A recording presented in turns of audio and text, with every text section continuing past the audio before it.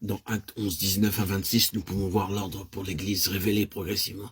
Cela commence à Antioche. Jusqu'alors, l'Évangile n'était prêché qu'aux Juifs.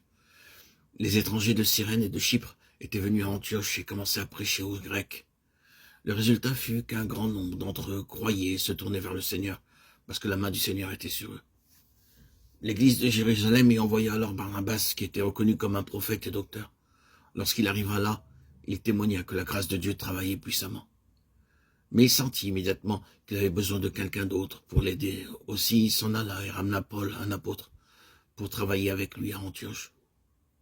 Quoique le premier travail ait commencé puissamment, il ne pouvait progresser de lui-même.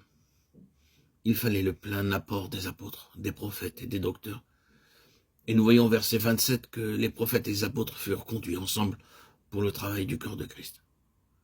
Il survint non seulement une famine, mais aussi de grandes persécutions à Jérusalem.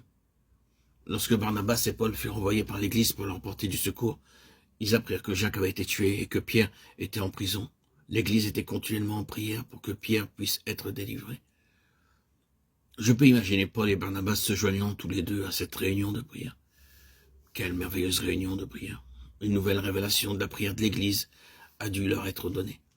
De retour à Antioche, ils ont pu faire partager aux croyants de cet endroit le même fardeau de prière. À partir de là, un changement survint, comme nous le voyons dans Actes 13, 2, 3. C'est-à-dire que si la responsabilité de les conduire n'appartenait pas pour longtemps à Paul et à Barnabas, ils ne pouvaient pas non plus les laisser se gouverner eux-mêmes. Maintenant, la pensée de Dieu pour Paul et Barnabas devenait le fardeau de l'Église et était révélée à l'Église par le Saint-Esprit. Ce fut le devoir de l'Église de prier, de leur imposer les mains et de les envoyer ailleurs pour un ministère. Alors que nous avançons dans la lecture pour savoir ce qui est arrivé dans Actes 14, 21 à 28, nous voyons l'ordre de Dieu s'accomplir admirablement.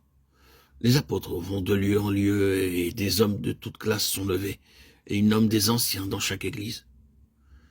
Ils ne retournèrent pas à Jérusalem mais à Antioche, parce que c'était là que l'ordre de Dieu leur avait été d'abord révélé et qu'ils furent recommandés à la grâce de Dieu pour le travail qu'ils avaient à accomplir.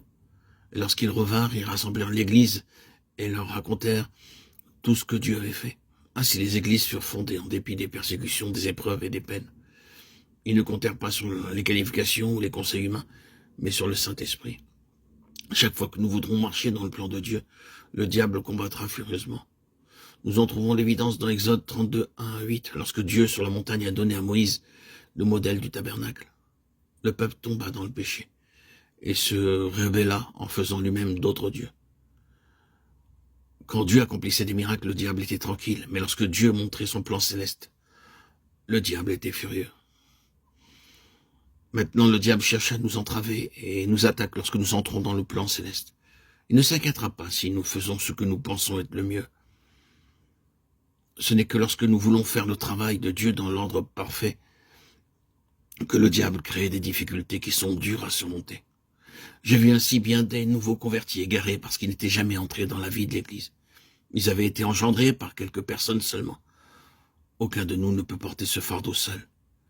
Dieu a donné ce fardeau à l'Église.